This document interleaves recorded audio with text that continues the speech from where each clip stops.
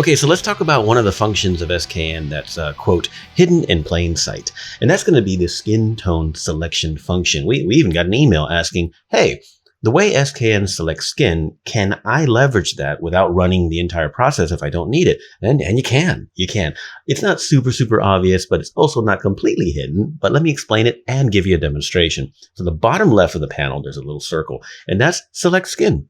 You click it and it selects the skin, which is great, but I still want to give you this demonstration so you see why overall SKN is better, even leveraging Photoshop's own functions. Okay, let me show you what I mean. So let's say we want to select the skin of this shot. All things considered, it should be pretty straightforward. There's a black jacket, blue jeans, and then her skin tone. It should be pretty easy to target that in terms of the hue angle. Should be pretty easy. However, let's show an example real quick. Let's say we start with a subject selection, which is the most logical way to go because we need to select only skin tone. Now with her selected, we can go back to like color range.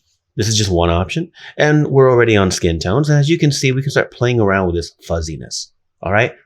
As suspected, it's targeting really easily. The blue jeans are barely selected. Her eyes aren't really selected. Her hair's not selected. Certainly her jacket's not selected. Looks pretty solid, right?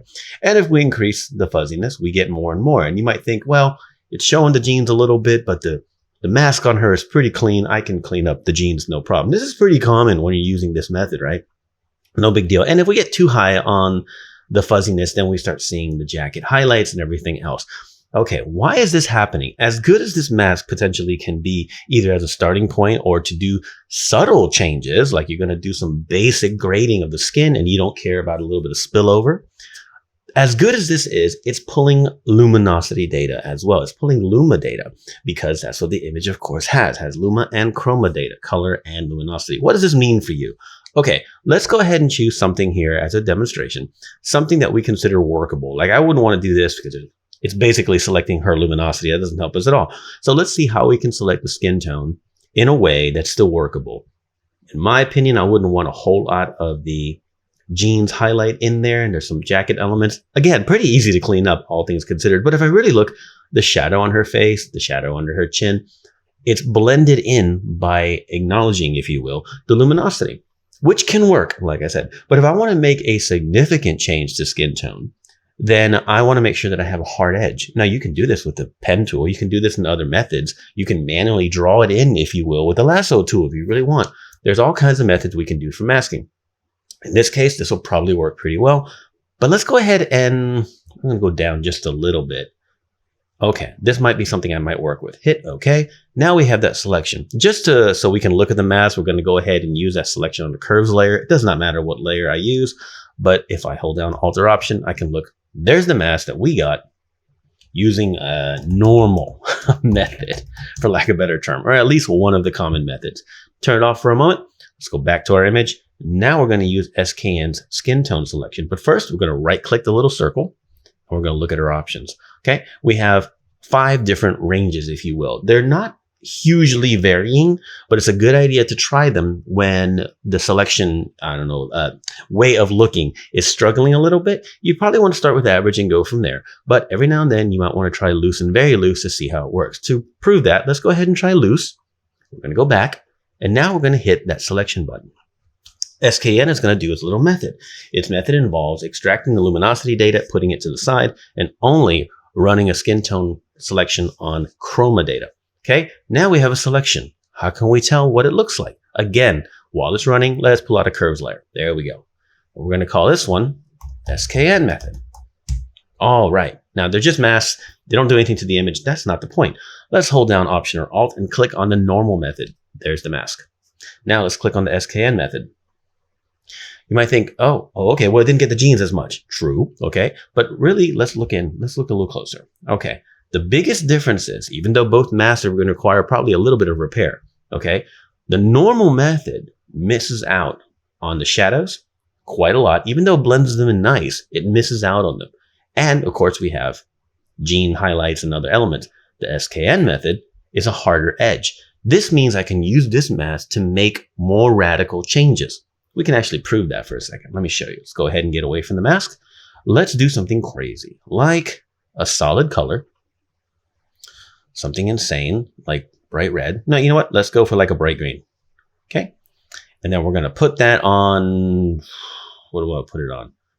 How about soft light? No, overlay. Sure, we're going to put it on overlay. It's not great, but we're going to put it on there. Okay, now, if we take the normal method mask, hold down Alt or Option and drag it down to this one, okay, we can see it's blended in. The edges aren't, I mean, the hairline is going to be an issue, of course, but the shadows here on her face still have skin tone on them.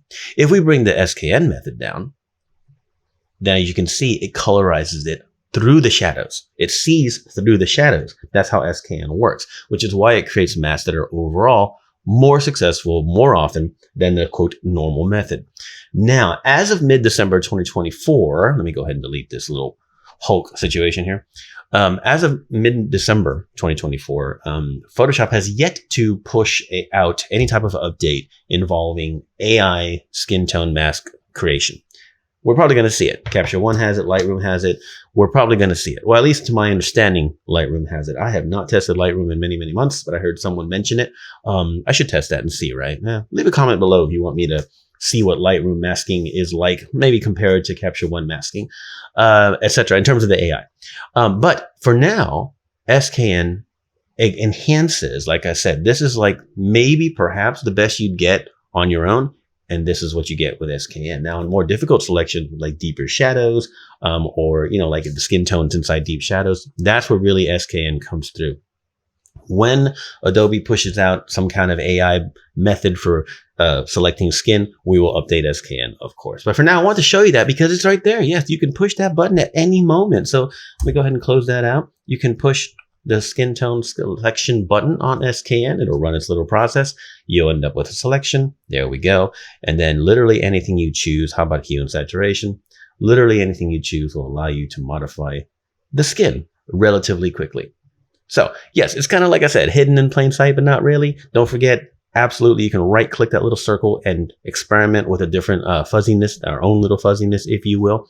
The subject selection button, by the way, that's just in case you don't want to do skin tone selection. You want the entire subject, which works obviously for like an art nude or something that has mostly skin, an image that has mostly skin, and you can quickly mask out things that aren't skin. It's just another option for you. We like to give you options, but don't forget SKN's automatic select skin function on the bottom left of the panel.